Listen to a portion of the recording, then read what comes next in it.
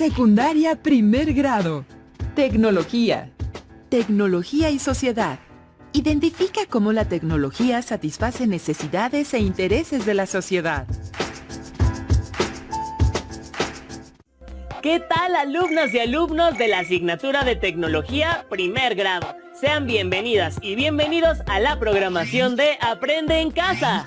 Una importante opción que lleva los contenidos de las áreas y asignaturas de secundaria hasta sus hogares. En esta sesión hablaremos de tecnología y sociedad, un tema que nos involucra a todas y a todos. Reconoceremos la importancia de la técnica como práctica social para la satisfacción de necesidades e intereses. Les recordamos tener a la mano papel y pluma para que hagan anotaciones del tema y realicen el ejercicio que al final del programa les indicaremos.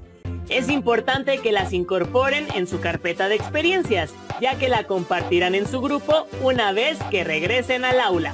La tecnología se encuentra presente en la mayoría de los ámbitos de la vida que nos rodea, ya sea como usuarios, creadores o innovadores de la misma. La tecnología en educación básica se divide en campos tecnológicos, como son el de agropecuarias y pesqueras, de alimentos, de producción, de construcción, de la información y la comunicación, de la recreación y, por supuesto, de la salud. Es importante señalar que la asignatura de tecnología permite relacionar todo lo que estudian en la escuela, como las matemáticas, el español, la geografía o la historia, entre otras, que contribuyen a que se desarrollen sus saberes y les den sentido. Hagamos un pequeño ejercicio. Pongan atención a lo que les rodea en este momento que nos acompaña. ¿Pueden darse cuenta que tienen elementos tecnológicos en casi todas las cosas que están a su alcance? Así es. La tecnología está presente en la sociedad de manera permanente. Veamos un video que habla al respecto.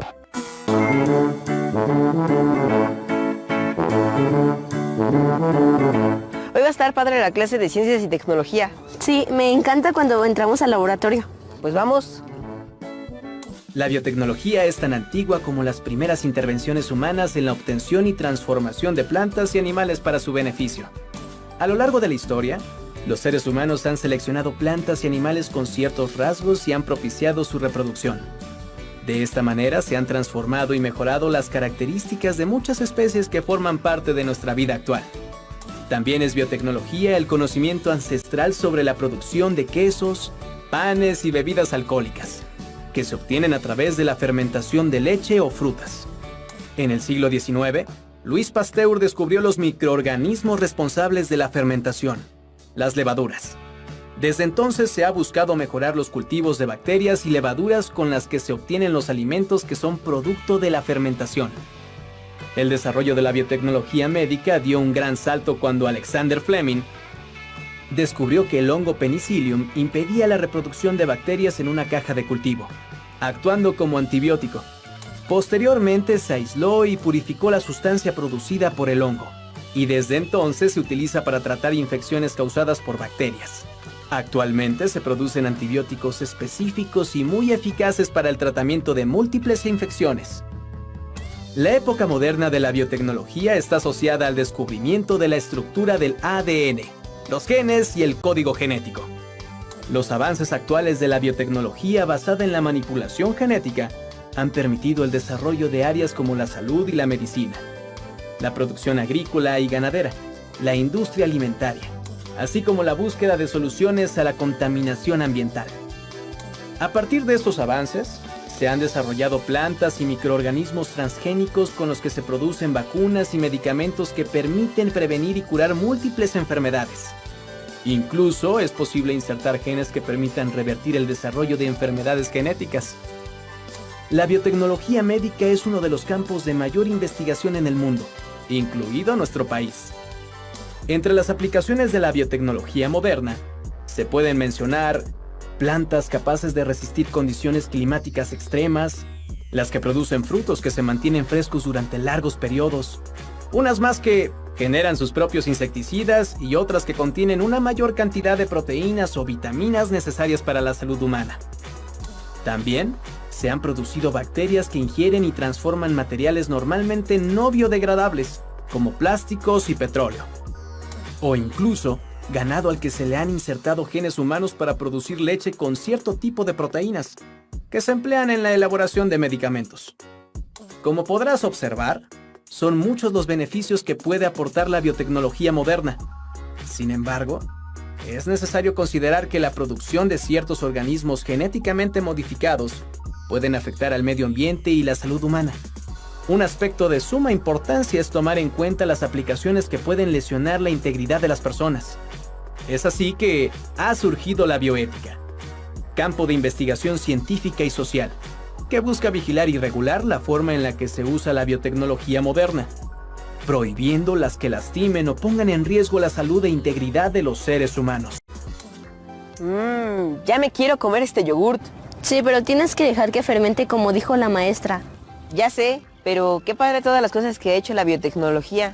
Sí, pero también tiene sus riesgos. ¿Y ustedes qué tomarían en cuenta para que los experimentos de manipulación genética se realicen con ética y responsabilidad?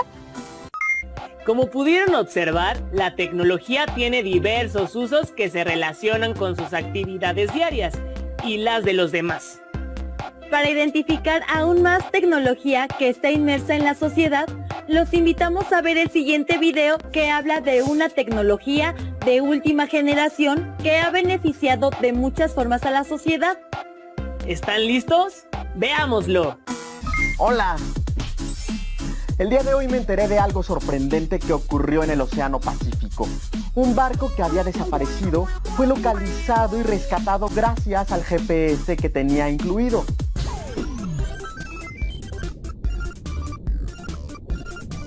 ¿Pueden creerlo? Hemos utilizado el famoso GPS, llamado así por sus siglas en inglés, Global Positioning System, o Sistema de Posicionamiento Global. Pero, ¿cómo funciona esta tecnología que puede localizar con exactitud hasta un barco perdido en la vastedad del mar? Para salir de dudas, será mejor hablarle a Tlali. Hola Edmundo, ¿cómo estás? Hola Tlali, muy bien. ¿Qué haces? Te estaba escuchando mientras ubicaba algunos lugares en este mapa. Por cierto, mándame las coordenadas que dio el GPS del lugar en donde hallaron el barco. Quiero localizarlo aquí. Listo, ya te las envié. Ahí está. Con la tecnología satelital es muy rápido ubicarlo. Justo por eso te quería preguntar, ¿cómo funciona el GPS? Bien, déjame mostrarte esta información.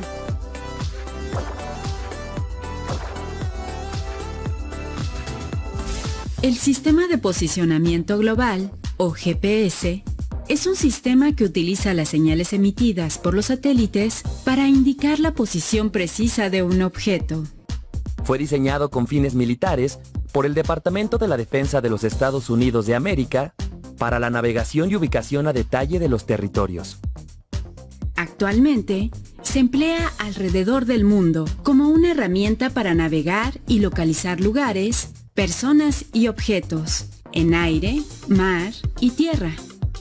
El sistema de posicionamiento global está compuesto de 3 elementos: los satélites artificiales que orbitan alrededor de la Tierra, hasta ahora 29.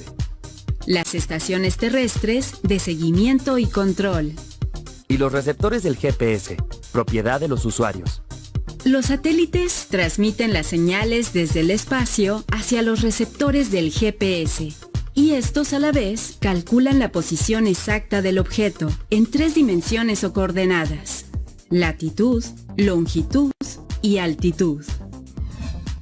Todavía no entiendo cómo los satélites y los dispositivos calculan la ubicación de un objeto.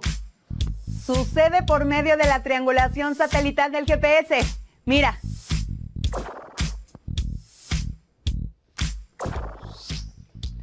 La posición del objeto a localizar se calcula mediante la señal que envía el satélite hacia el objeto receptor del GPS, quien identifica el satélite emisor y la hora de emisión. El receptor mide el tiempo que la señal tarda en llegar hasta él y con ello determina la distancia a la que se encuentra del satélite. Este proceso se repite con al menos 3 satélites para establecer la posición exacta del objeto en la intersección de las 3 señales y calcular su latitud y longitud. Finalmente, un cuarto satélite determina su altitud. Como varios de estos vehículos espaciales orbitan alrededor de la Tierra y cubren toda su superficie, es posible ubicar con los receptores cualquier objeto, persona o lugar. ¡Órale! No sabía que pasaba todo eso cuando utilizo el GPS de mi celular. Parece ciencia ficción, ¿verdad? Sí. Además, con el GPS se pueden rastrear automóviles, camiones de carga o aviones, o recorrer zonas de las que no hay mapas detallados, como una extensa selva, o incluso actualizar y mejorar los mapas. Y claro, ayuda en tareas de rescate, en caso de accidente o de desastres, pues indica la ruta más rápida y eficiente para llegar al destino. ¡Cuídate, mundo! Nos vemos en el camino. ¿Qué les pareció la forma en la que funciona el GPS? Interesante, ¿verdad? Hagamos otro ejercicio. Traigan a su mente, en un abrir y cerrar de ojos, imágenes de tecnología recientes que hayan escuchado que están siendo utilizadas en diferentes ámbitos de la sociedad. ¿Observaron? Es muy fácil identificar la tecnología, porque está a nuestro alrededor en todos lados. Para saber más acerca de cómo la tecnología convive constantemente con la sociedad, buscando mejorar el mundo en el que vivimos, a continuación les presentamos un video que aborda la relación que existe actualmente entre la tecnología y el arte, específicamente entre la tecnología y la danza. ¿Lo pueden creer? ¡No esperemos más! ¡Corre video! La expresión dancística ha acompañado la historia de la humanidad. De esta manera, el arte y la danza han aprovechado los recursos que el mismo hombre ha creado y desarrollado. ¿Te has preguntado de qué manera la tecnología impacta en el arte?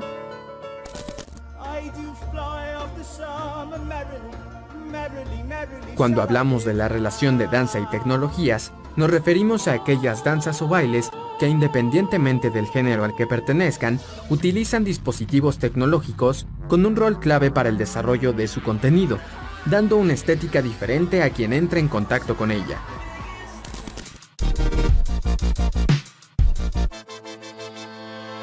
La danza para mí es un territorio en donde se construye pensamiento, y que al trabajar con el cuerpo, que es nuestro medio, fundamentalmente en el trabajo con la tecnología, se configuran otros cuerpos y otras posibilidades. También me interesa hacer cruces y diálogos con otras disciplinas, como son tecnólogos, ingenieros, gente del terreno de la ciencia.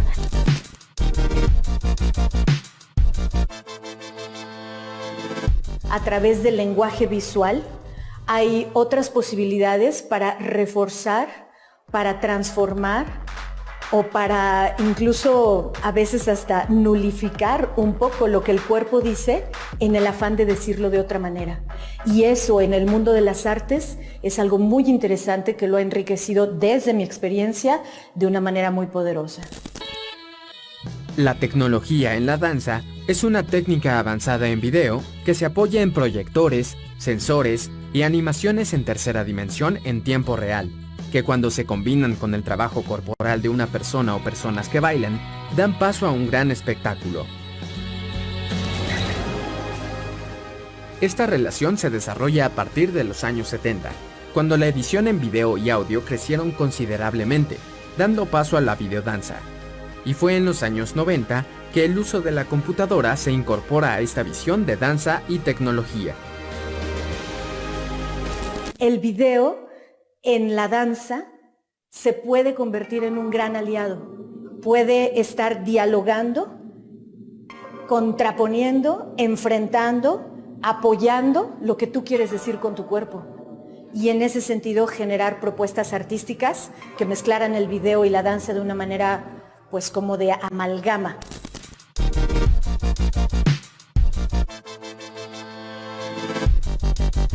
Yo veo la escena como un gran lienzo tridimensional, porque además de la parte del video, lo que hago ahora en nuestra compañía es como todo el diseño escénico, es decir, la conceptualización de la escenografía, de las luces, del video, y todo eso como genera un microcosmos donde el trabajo del coreógrafo y del bailarín encuentra eco y encuentra potencia y encuentra estímulos para poderse desarrollar. Son herramientas distintas que te dan posibilidades diferentes de crear espacios, paisajes, acentos, posibilidades, escenografías, mundos que no estarían ahí si no se construyeran de esta manera desde el ojo visual, ¿no? La relación entre la danza y la tecnología ha dado paso a nuevas formas artísticas. Transforman las capacidades del movimiento corporal y el tiempo y el espacio se alteran, creando una atmósfera que combina lo orgánico y lo material. La ventaja de las tecnologías es que apoyan a cualquier disciplina artística y favorecen la relación con el teatro, la música y las artes visuales, es decir, el trabajo interdisciplinario. Busca en internet videos de danza y tecnología. Te va a sorprender el uso que se le da a este en el quehacer artístico. ¿Qué les pareció el video? Sorprendente, ¿verdad? Ahora tenemos claro que la tecnología está directamente relacionada con las actividades, el desarrollo y el comportamiento de la sociedad. Y que la técnica como práctica social es importante para la satisfacción de necesidades e intereses.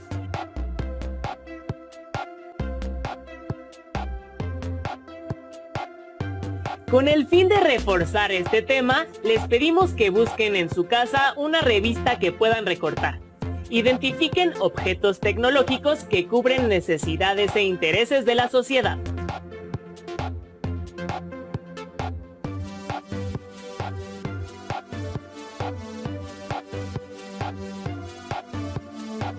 Recórtenlos y péguenlos en una hoja.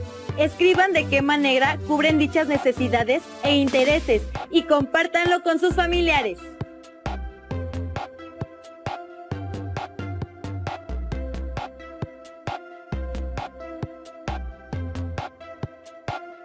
No olviden incorporarlos a su carpeta de experiencias para que puedan retomarlos y trabajarlos en grupo cuando regresen a sus escuelas.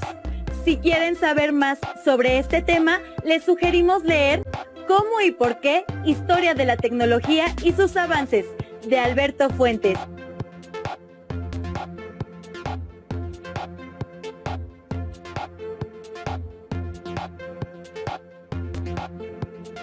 Un libro que les proporcionará información muy interesante del desarrollo de la tecnología.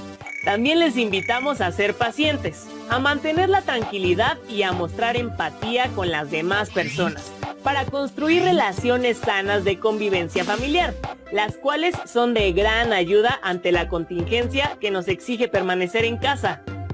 El diálogo y el trabajo colaborativo harán más fácil y provechosa su estancia en el hogar. Les invitamos a que continúen viendo la programación de Aprende en Casa. ¡Hasta luego!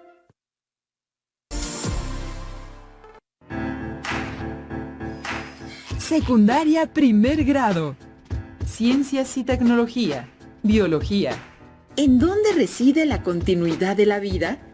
Reconocer las características y funciones básicas de los cromosomas, genes y ADN.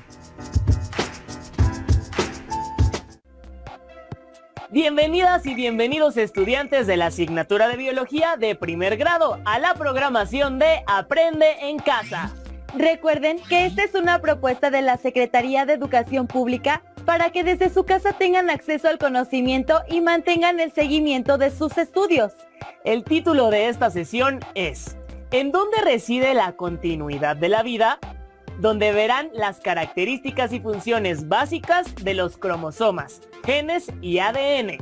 No olviden integrar en la carpeta de experiencias las ideas principales del tema, anotaciones y preguntas. Antes pensábamos que nuestro futuro estaba en las estrellas, ahora sabemos que está en nuestros genes. ¿Qué les parece esta frase de James Watson, uno de los descubridores del secreto de la vida? Iniciaremos con la estructura básica que nos conforma como seres vivos. Viajaremos al núcleo de nuestras células. Conoceremos sus características, componentes y funciones. Continuaremos con los cromosomas, contemplaremos su danza y llegaremos hasta nuestros genes.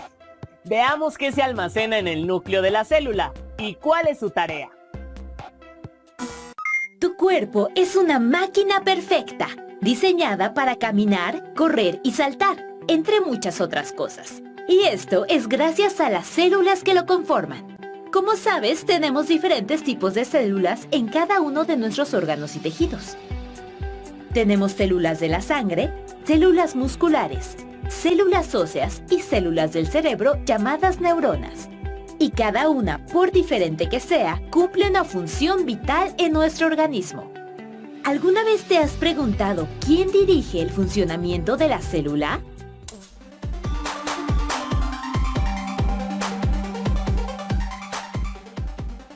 Ciencias y tecnología, biología. Primer grado, bloque 2, 10, ADN, instrucciones de vida. El timonel celular. En su equipo, Laura es la capitana y dirige a sus compañeras. En la escuela, el director es quien dirige el plantel. Y en la célula, el núcleo dirige todas las actividades celulares. ¿Quieres saber cómo lo hace? El núcleo dicta las órdenes para que la célula funcione adecuadamente. Todas las células tienen un núcleo que las dirige. En las células eucariontes, como las humanas, el núcleo está formado por las siguientes partes: la envoltura o membrana nuclear, el nucleoplasma o jugo nuclear, el nucleolo y la cromatina. Analicemos cada una de estas partes y sus principales funciones. La membrana nuclear protege al núcleo y lo separa del citoplasma. Has de saber que a diferencia de la célula humana, un organismo procarionte, mejor conocido como bacteria, no tiene membrana nuclear que separe su núcleo del citoplasma.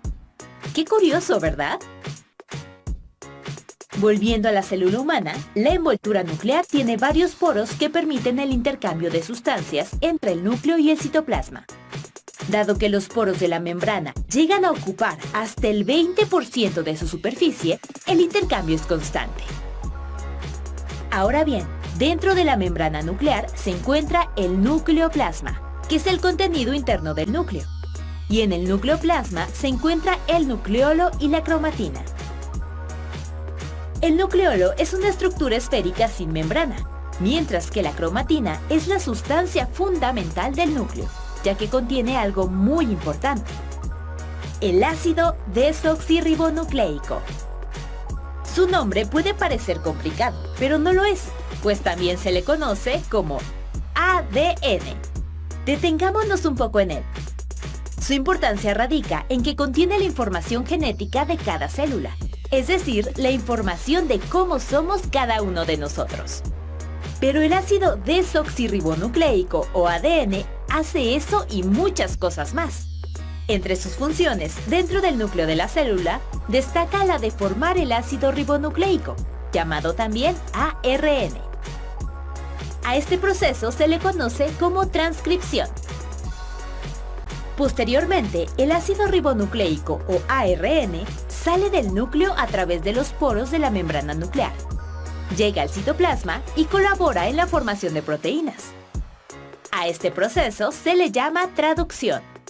Cabe resaltar que hay 3 tipos de ARN: el mensajero, ARNM, el ribosomal, ARNR, y el de transferencia, ARNT. Y cada uno de ellos interviene en diferentes procesos dentro de la célula. Cuando la célula no está en proceso de división, la cromatina se expande en el nucleoplasma ocupando todo el interior del núcleo. Mientras que, para lograr la división celular, la cromatina se organiza y forma los cromosomas que contienen la información genética. Así, la célula se duplica gracias al trabajo del núcleo. Como has podido ver, cada una de tus células es como una pequeña fábrica que trabaja constantemente. Y todo ese trabajo es dirigido por el núcleo. Entonces, el núcleo es el timonel celular, Y gracias a su incansable trabajo, puedes correr, saltar, moverte, estudiar y hacer todo lo que te gusta. Como vimos, en el núcleo se dictan las órdenes para el funcionamiento de cada uno de los millones de células que conforman nuestro cuerpo y su funcionamiento. Dentro de las estructuras que contiene el núcleo, destaca la cromatina, que puede encontrarse dispersa o formando los cromosomas cuando la célula se divide. ¿Cuándo ocurre la división celular? ¿Cuál es su importancia? ¿Cómo participan los cromosomas durante este proceso? Todas las preguntas e ideas principales las pueden anotar en su carpeta de experiencias. Los invitamos a ver el siguiente audiovisual, que se centra en las características básicas de los cromosomas. El crecimiento de nuestro cuerpo y el de todos los seres vivos es posible gracias a la reproducción celular. Pero, ¿sabes cómo se reproducen las células? Vamos a investigarlo. Para lograr tu crecimiento y el de todos los seres vivos, las células se dividen constantemente regenerando los tejidos necesarios para el desarrollo. Para dividirse, la célula pasa por 3 momentos: la interfase, la mitosis y la citocinesis. En la interfase, el ADN se duplica preparando a la célula para dividirse. Este ADN se encuentra acompañado de proteínas y forma la cromatina. La cromatina en forma laxa se junta y se condensa hasta formar las cromátidas. Cabe destacar que las cromátidas tienen toda la información genética de la célula. Se duplican, duplicando el ADN. Y en la mitosis se juntan en pares para formar los cromosomas. La mitosis es un proceso que se divide en 4 etapas: profase, metafase, anafase y telofase. En la profase, la cromatina comienza a condensarse y forma los cromosomas, los cuales se caracterizan por tener 2 cromátidas que se unen. El nucleolo y la membrana nuclear desaparecen poco a poco. Cada centriolo se mueve hacia uno de los polos.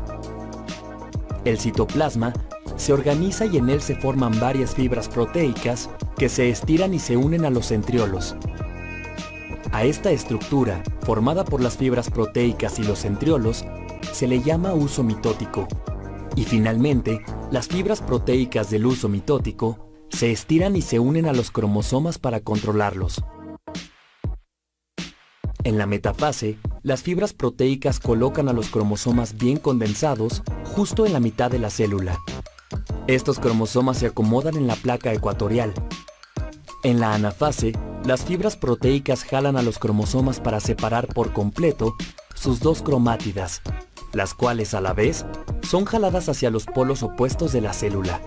Como ambas cromátidas son exactamente iguales, porque una es réplica de la otra, en ambos extremos de la célula se cuenta con la misma información genética. En la telofase, las cromátidas terminan de llegar a los polos y se descondensan, por lo que reaparecen los nucleolos. Las fibras proteicas se disuelven y las envolturas nucleares reaparecen. Aquí termina la mitosis e inicia la citocinesis. Finalmente, en la citocinesis, la célula se va estrechando por la mitad hasta que se rompe en 2. Es así como se forman 2 células con la misma información genética. Después, el ciclo celular vuelve a comenzar. Es fascinante, ¿verdad? Todas las células de nuestro cuerpo tienen la misma cantidad de cromosomas, es decir, 46, y se dividen cada día, cada hora, cada segundo.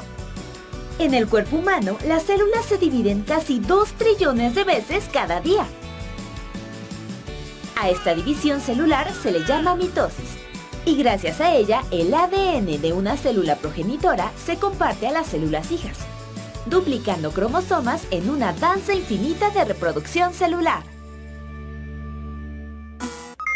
¿Qué les pareció la danza que realizan los cromosomas cada vez que nuestras células se duplican? Recordemos que esto sucede cuando las células mueren y deben ser reemplazadas por otras nuevas. Este proceso también ocurre cuando crecemos, pues el número de células aumenta. Los seres humanos tenemos 23 pares de cromosomas, la mayoría de ellos en forma de X, encerrados en el núcleo. Los cromosomas son los portadores del ADN, molécula que contiene nuestro código genético. ¿Qué hace la comunidad científica para conocer el genoma de nuestra especie? ¿Para qué puede servir conocer el ADN de las personas? Vamos a verlo. El ADN o ácido desoxirribonucleico es una molécula que conforma el material genético. En este ácido se encuentran todas las características hereditarias de los individuos y la información necesaria para fabricar las proteínas requeridas en el funcionamiento de las células. Pero, ¿realmente para qué nos sirve conocer el ADN de una persona?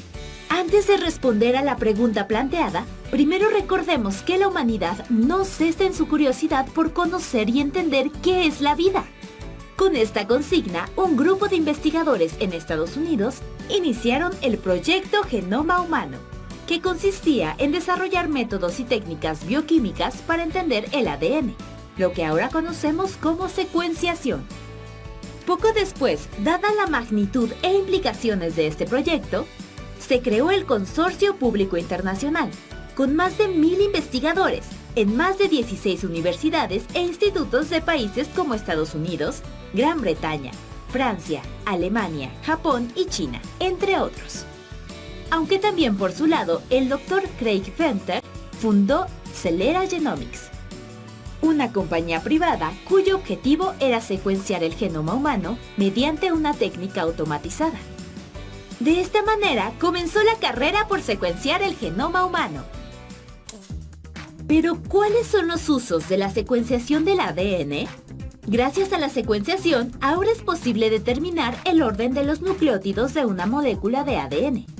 Y eso ha ayudado a comprender mejor cómo se relacionan los cambios de ciertas secuencias de genes con algunas enfermedades y cómo podrían ser regulados con nuevos medicamentos. Con ello, ha sido posible diseñar nuevos tratamientos y corregir algunas alteraciones. Por ejemplo, se han podido detectar distintos tipos de leucemia.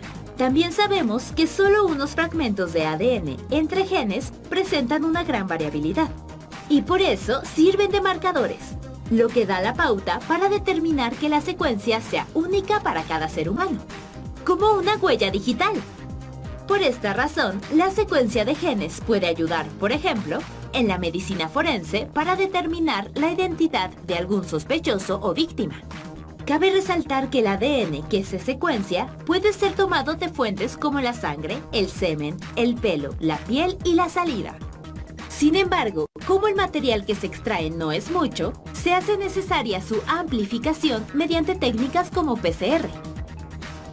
Siglas en inglés de reacción en cadena de la polimerasa. La PCR permite tener muchas copias de la secuencia de ADN gracias a la acción de una enzima llamada ADN polimerasa, que replica las hebras de la muestra de ADN. Esta técnica también se utiliza en muchas áreas de la biología y la medicina, como la investigación en biología molecular, el diagnóstico médico e incluso algunas ramas de la ecología. La secuenciación del ADN es una serie de procesos químicos y biológicos desarrollados por un grupo de científicos de todo el mundo. Y gracias a sus descubrimientos, fue posible desarrollar el procedimiento conocido como PCR, el cual, a partir de una mínima muestra de sangre o saliva, puede replicar la cadena de ADN. Conocer el ADN nos permite saber más sobre la herencia, las enfermedades, la identidad y el parentesco. Además, tiene varias aplicaciones científicas.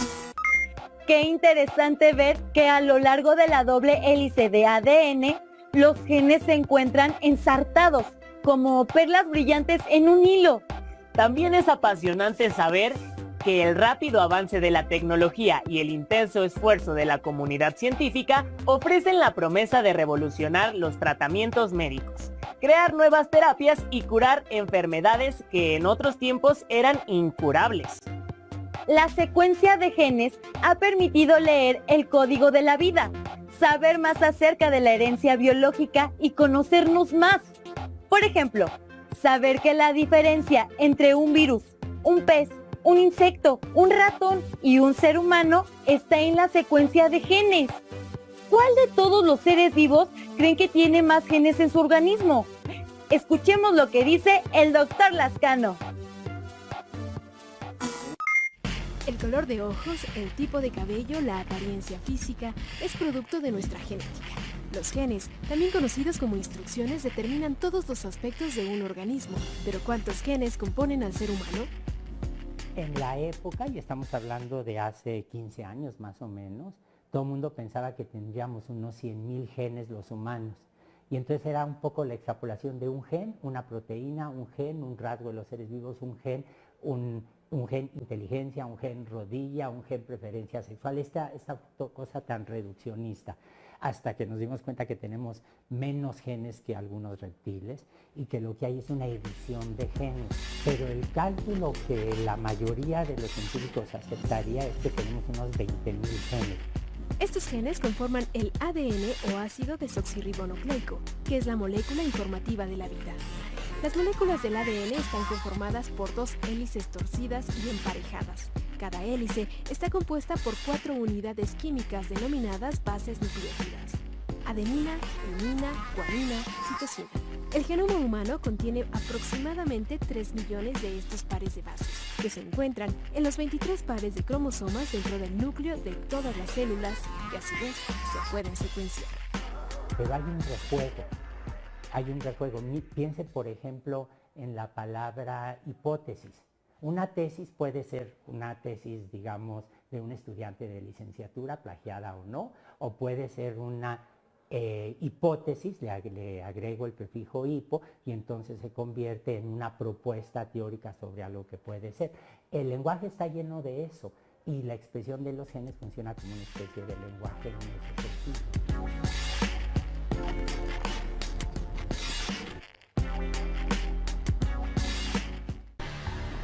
Los avances en genómica han permitido la clonación de mamíferos, entre ellos la oveja Dolly, el primero clonado de la historia.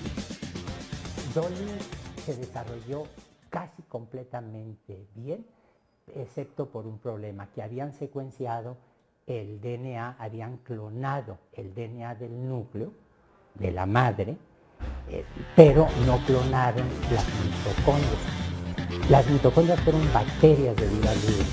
Tienen su propio DNA, tienen su propia genética, que es una genética como la de las bacterias. Y los humanos heredamos las mitocondrias de las mamás. O sea, un humano, cualquiera, usted, yo, los compañeros de las cámaras, etcétera, somos más hijos de mamá que hijos de papá. Si alguna razón tiene el 10 de mayo, es celebrar la herencia de las mitocondrias.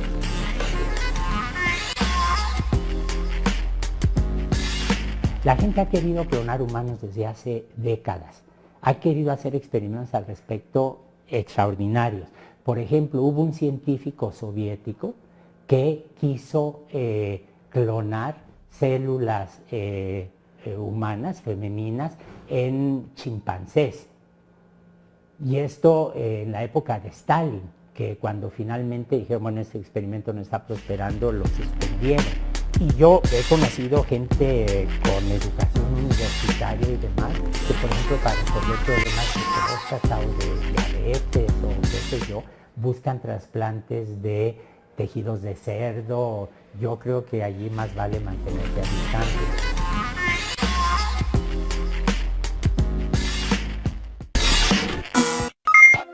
¿Qué fue lo que más les llamó la atención de esta última parte? Fue muy interesante saber que tenemos menos genes que algunos reptiles.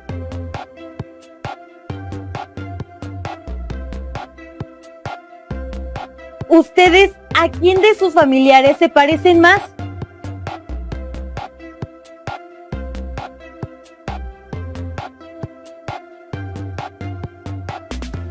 ¿Cuál característica física es más común en su familia?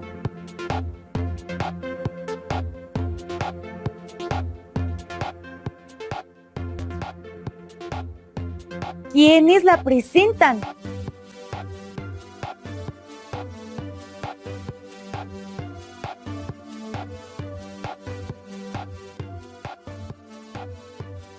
elaboren un árbol genealógico.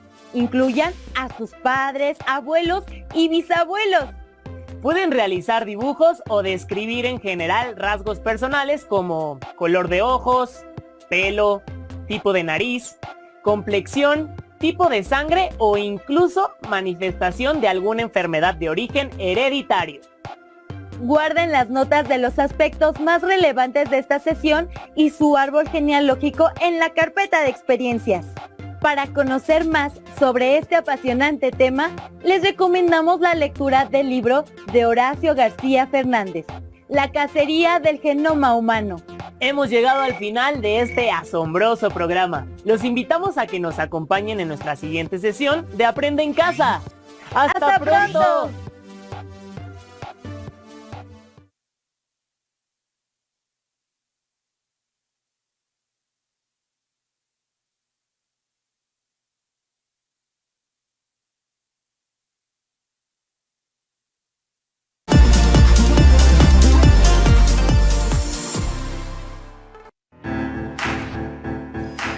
Secundaria primer grado.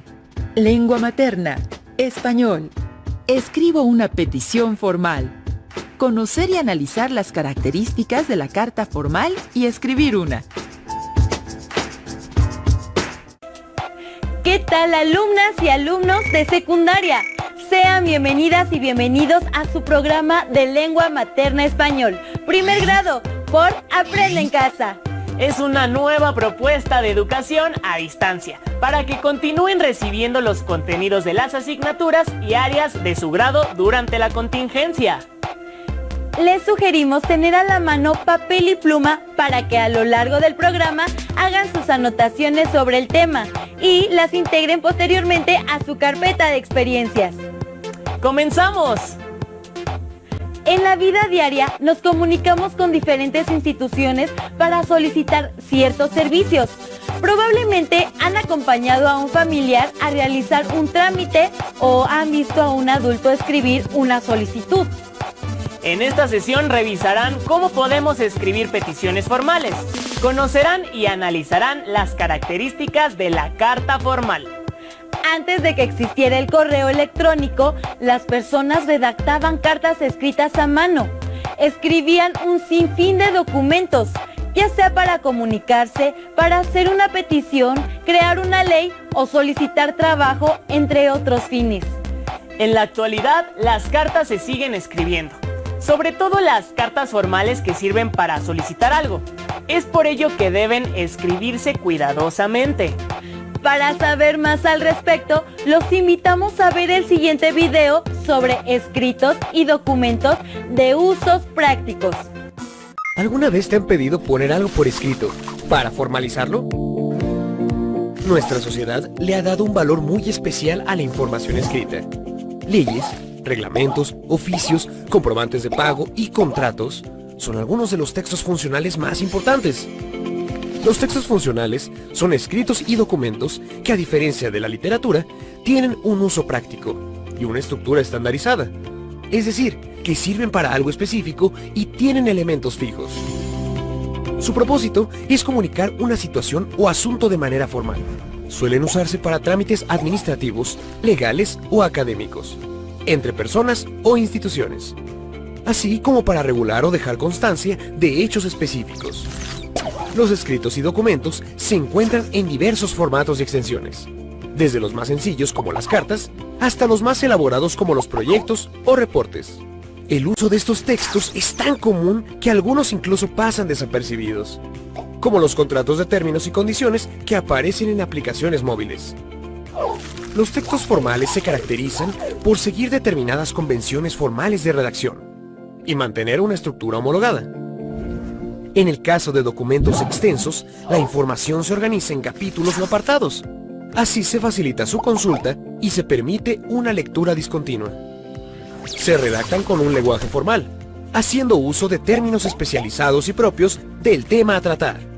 En esta lección encontrarás recomendaciones para elaborar escritos y documentos, así como un ejemplo de cada uno. Como observaron, la información escrita es muy importante en nuestra sociedad y los textos funcionales tienen un uso práctico y una estructura homologada, es decir, similar. Algunos documentos de este tipo son leyes, reportes, contratos y reglamentos.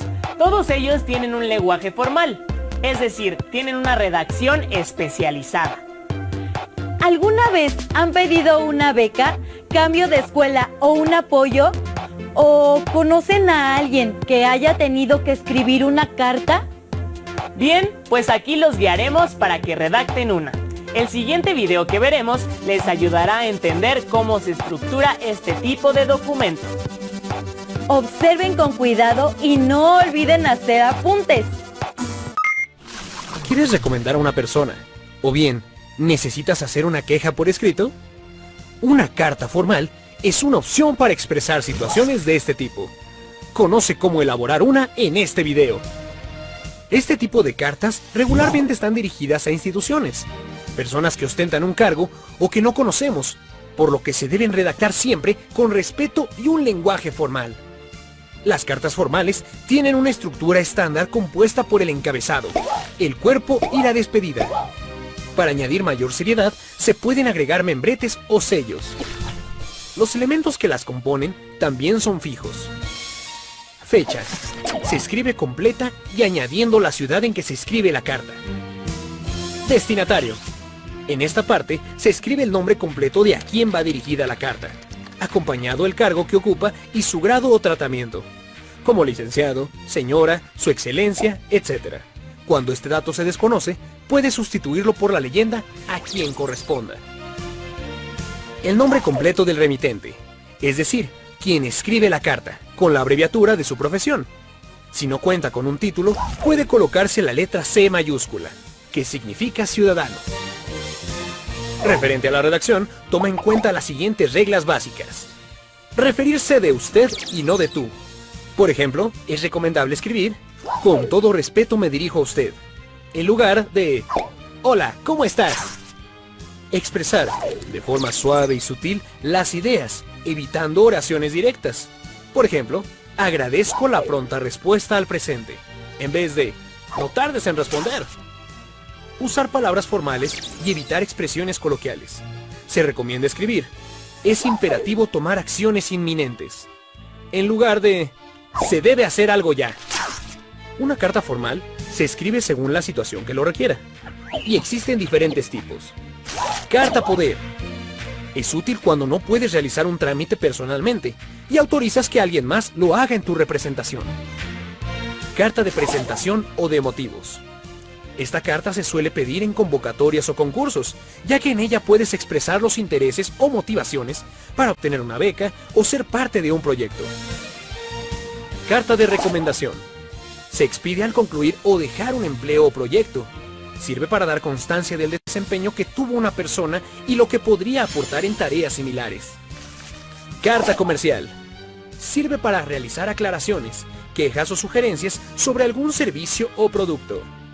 Recuerda que las cartas formales son una manera de dirigirte a una institución o a una figura de autoridad de forma respetuosa y seria. Pon en práctica las sugerencias de este video cuando necesites redactar una carta. Como hemos visto, una carta formal se puede dirigir a una institución o a alguna persona que no conocemos y que ostenta un cargo de importancia. Las cartas formales tienen elementos fijos que no cambian, salvo lo que queremos solicitar. Al redactar una carta formal hay que usar fórmulas respetuosas, ser claros al hacer la petición y emplear palabras formales. ¿Qué tipos de cartas pudieron identificar? ¿O qué tipos de cartas ya han escrito? Estas cartas deben de ser escritas con un tono serio y deben evitar el uso de frases coloquiales que usan a diario. Por ejemplo, en lugar de decir quiero que me den una beca porque tengo buenas calificaciones, pueden escribir solicito una beca pues mi promedio cumple con las especificaciones para que me la otorguen.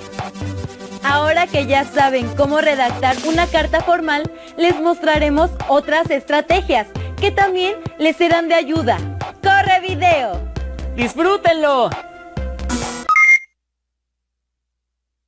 Estructura del texto. Al momento de redactar un texto, debes considerar su estructura. Por lo regular, la información la debes organizar en 3 partes. En la primera, menciona la idea principal, es decir, lo que quieres informar junto con los argumentos que sustentan tu idea. En la segunda parte, explica o describe a detalle los argumentos que mencionaste en la introducción, incluyendo fechas, datos, documentos anexos, entre otros. Para ello, ten a la mano la documentación que te aporte información que sustente tu idea principal. Esta parte la puedes desarrollar en varios párrafos, cada uno con un solo tema para evitar que tu receptor se pierda en la redacción. La última parte es el cierre. Concluye tu documento reafirmando tu idea principal. Puedes promover nuevas ideas que ayuden a agilizar procesos, resolver problemas, llegar a una meta o mejorar en general el trabajo. No te olvides de usar los signos de puntuación para que tu receptor comprenda claramente tu texto.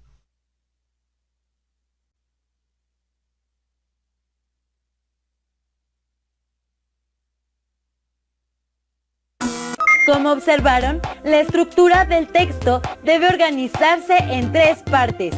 En la primera se señala la idea principal, es decir, la petición o lo que se quiere. En la segunda se exponen los motivos o argumentos y se aportan datos. Y en la tercera parte, la del cierre, se reafirma la idea central de manera breve.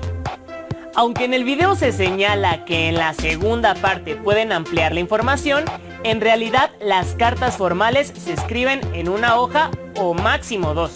Esto es porque requieren precisión en su solicitud. Les pedimos que vayan pensando en la escritura de una carta, como si fueran a solicitar una beca, arreglos a su salón, el ingreso a un equipo de fútbol o a una escuela de música, entre otras peticiones. Piensen también a quién la dirigirían. ¿Tienen dudas? No se preocupen, a continuación los invitamos a ver un video que les dará elementos para dirigirse a un emisor o destinatario, es decir, a quien leerá su carta. ¡Vamos a ver el video! En esta ocasión veremos cómo emplear fórmulas de cortesía al momento de escribir cartas formales. En las cartas formales se utilizan fórmulas de cortesía, que tienen como propósito saludar y despedirse, mostrando respeto hacia el destinatario. Estas fórmulas sirven para crear un ambiente favorable y darle seriedad al contenido que se va a expresar en el cuerpo de la carta. Las fórmulas de cortesía de entrada y despedida han cambiado a través del tiempo y han dado paso a otras nuevas. Algunas fórmulas de entrada que ya no se utilizan son las siguientes: notable señora, amable señora, honorable señor, magnánima señora. Los saludos actuales que se sugieren para empezar una carta son: apreciable señora, con la abreviatura de señora o de señor, según sea el caso. Al igual que en plural, apreciables señores. Estimado o estimada, para referirse, por ejemplo, a una señora, un señor, un cliente o un lector. Señor o señora, y agregar el primer apellido, por ejemplo, señor Cárdenas. Don o doña.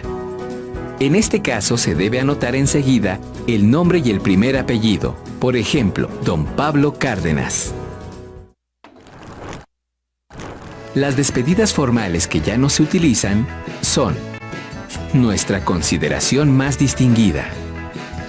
Aprovechamos esta ocasión para testimoniarles nuestro respeto. Quedo suyo atento y seguro servidor. Quedo a sus pies. Un placentero saludo.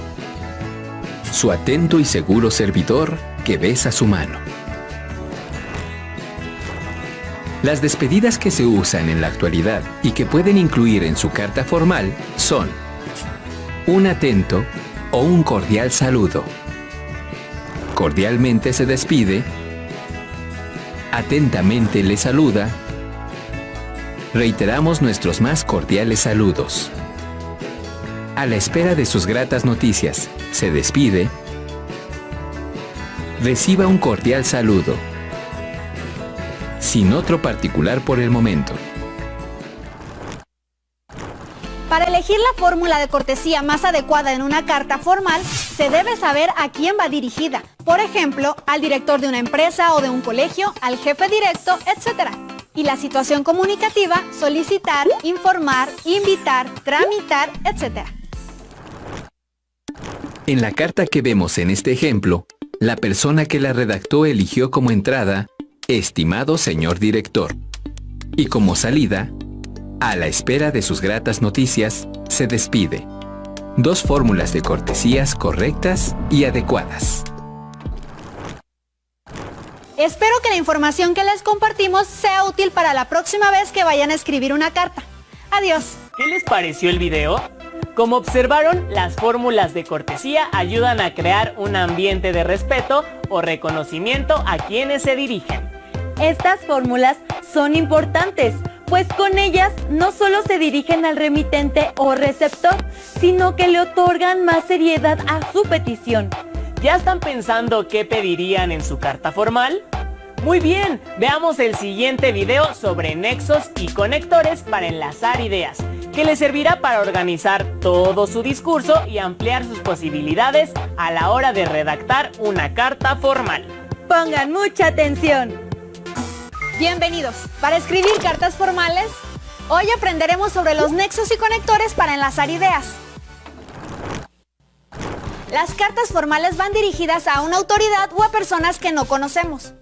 Por ejemplo, al personal de una dependencia o al jefe de una oficina. Por eso, el lenguaje que se debe utilizar tiene que ser cortés, sencillo y claro. El objetivo de una carta formal es solicitar información o dar una opinión sobre un tema relevante. Para ello, es necesario el uso de los conectores o nexos. Los conectores o nexos son frases o palabras que se utilizan para conectar o vincular una idea con otra en un texto.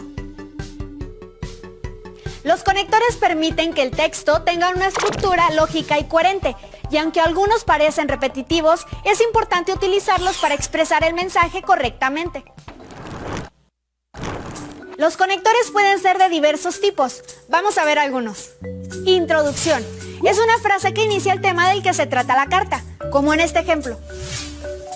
El objetivo principal de esta carta es un conector de introducción. Aclaración. Se usa para dar mayor claridad y énfasis a una idea. En el ejemplo, no me referiré a la situación familiar, seguido por, es necesario recalcar que, nos deja claro que el tema de la beca del alumno de secundaria es el de mayor relevancia. Adición. Agrega datos o introduce otro tema relacionado con el que se aborda.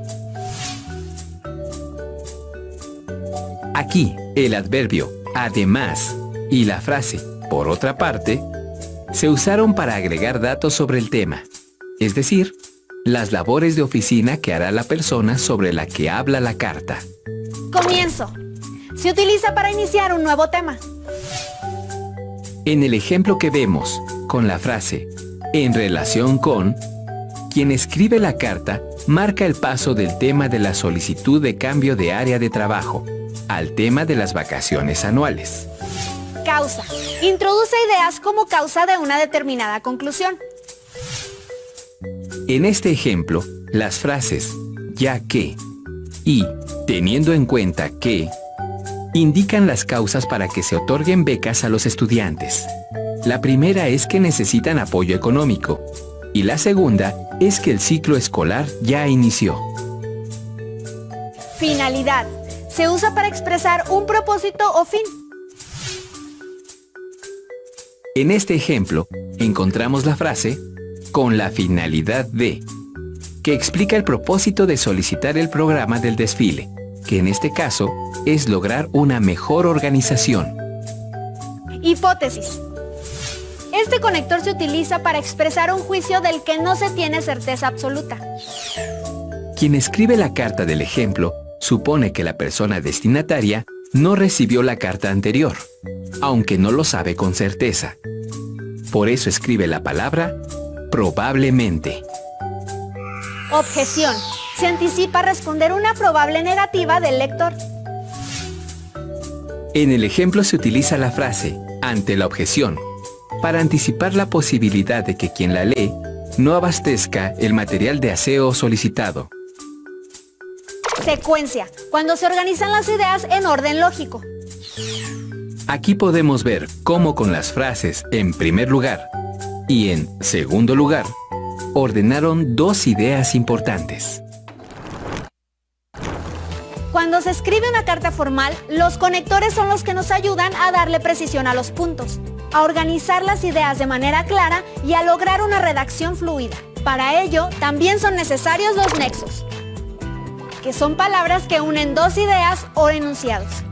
Hay diferentes tipos de nexos, como son nexos coordinantes, que se clasifican en copulativos, indican unión, y, ni, que.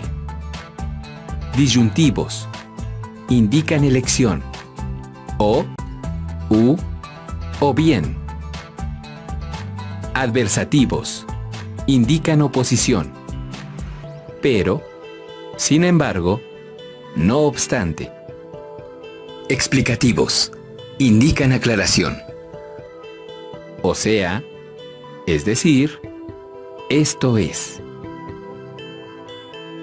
Continuativos, indican consecuencia. Así que, de modo que. Otra clasificación de los nexos son los subordinantes. Por ejemplo, las preposiciones que unen al núcleo con su complemento. A, ante, bajo, con, etc.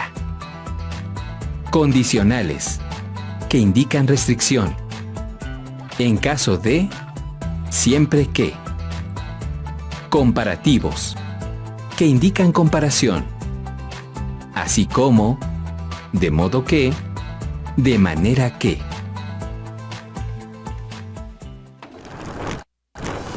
¿Ya están listos para escribir una carta formal? Les recomiendo practicar con alguno de los conectores y nexos que vimos en esta sesión, usando un tono formal y cortés. Adiós. Ahora tienen material suficiente acerca de las cartas formales, su estructura y los elementos escritos para hacerlas. Saben que estas deben redactarse con un lenguaje cortés, sencillo y claro.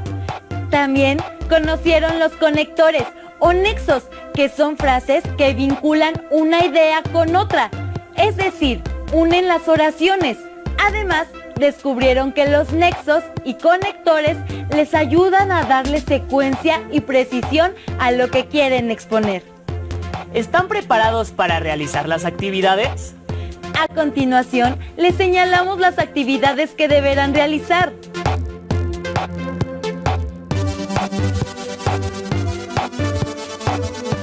Uno. Definan qué es una carta formal y para qué sirve.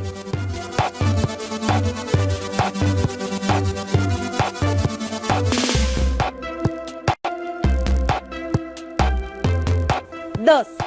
Escriban cuáles son los elementos más importantes a la hora de escribir una carta formal.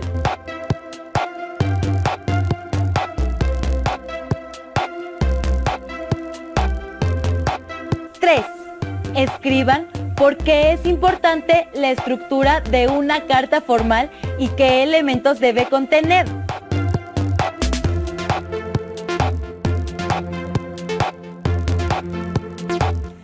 4. Expliquen brevemente para qué sirven los conectores y para qué sirven los nexos. Después, escriban ejemplos de cada uno.